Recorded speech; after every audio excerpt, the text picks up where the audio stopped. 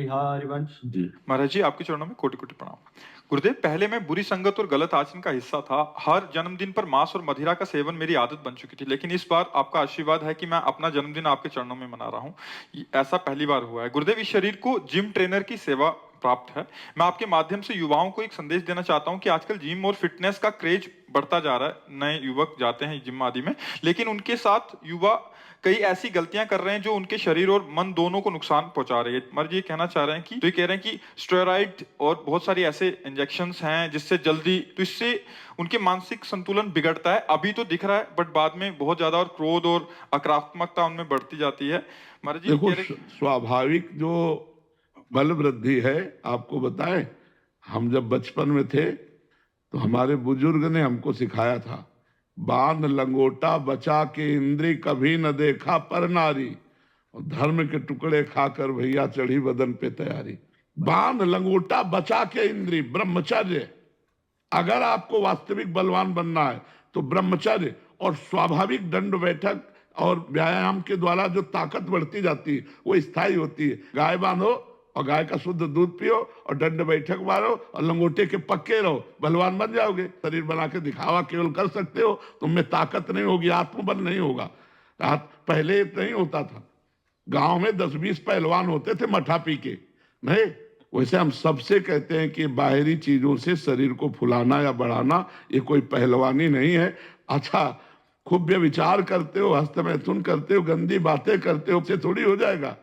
ब्रह्मचर्य से रहो, नमक रोटी खाओ। और ये हम तुमने देखा है ऐसा पहलवान, और ऐसे को गद्दा की तरह उठा के पटक दिया, क्योंकि ब्रह्मचारी है और नियम निष्ठ है। हम जानते थे वो सदुवई में था। तो अब तुम लोग तो नई अवस्था के हो। हरशंकर बाबा का नाम नहीं सुना होगा, अयोध्या के हरशंकर बाबा। कोड़नी है हमारे जन्मभूमि के पास, तो वहां दंगल देखने गए थे जब बच्चा थे। तो जो ये हरशंकर बाबा गए तो ऊपर चद्दर ऐसे उड़े हुए थे। उस समय 50,000 रुपया बाबा के ऊपर इनाम लगा गए। तो 4-5 चढ़ गए हाथ मिलाने के। बाबा ऐसे हाथ पकड़ के ऐसे मारते, 3-4 खोपड़ी के बाल ऐसे चले जाते। 4-5 बोले अयोध्या का सिंह है।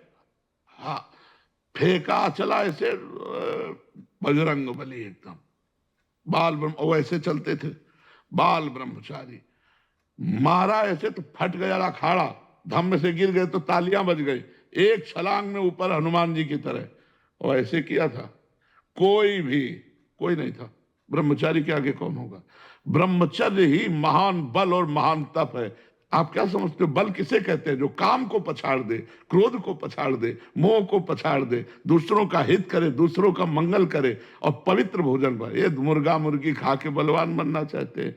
वास्तविक बात है, 4-5 गाय पालो और गौ सेवा करो, और गाय का दूध में स्वर्णिम पावर होता है। तो गौ सेवा से भगवान प्रसन्न होते हैं और गौ के दुग्ध से पवित्र शक्ति आती है। तो ये सब प्रोटीन ये तो महाराज जी, प्रोटीन तो फिर भी ठीक है, कह रहे स्टेरॉइड उससे भी खतरनाक है महाराज जी। और उसी वजह से कैंसर भी उसी की वजह से। महाराज जी, ये इंजेक्शन लगा लगा के बॉडी फैला रहे, उसी वजह से कैंसर का भी ज्यादा काल कारण जाते हैं हो। महाराज। नहीं, बढ़िया सात्विक भाव से जो बल आता है वो भगवान की तरफ ले जाता है। अच्छा, किसको दिखाओगे? अब मरना तो है ही है, शरीर तो जाएगा ही। धर्म, हाँ, धर्म से चलो यार। ऐसा थोड़ी कि विश्व तुम्हें पूजेगा, कोई नहीं पूजित। ये जो बहुत बड़े बड़े थे ना, लघु शंका करना मुश्किल है, सोच करना मुश्किल है। गांठें और सब खराब हो गई। अब बुढ़ापा में कुछ हो नहीं पाता, तो बुढ़ापे में सब खराब। और स्वाभाविक दंड बैठक मारो तो हमने एक पहलवान को देखा, 92 वर्ष की अवस्था में खोपड़ी के बल खड़े होना दंड बैठक में। 92 वर्ष की अवस्था, भले 10-20 मारते थे पर वो 92 अवस्था में। ब्रह्मचारी, पवित्र आचरण वाला, दूसरों का हित करने वाला, वो बलवान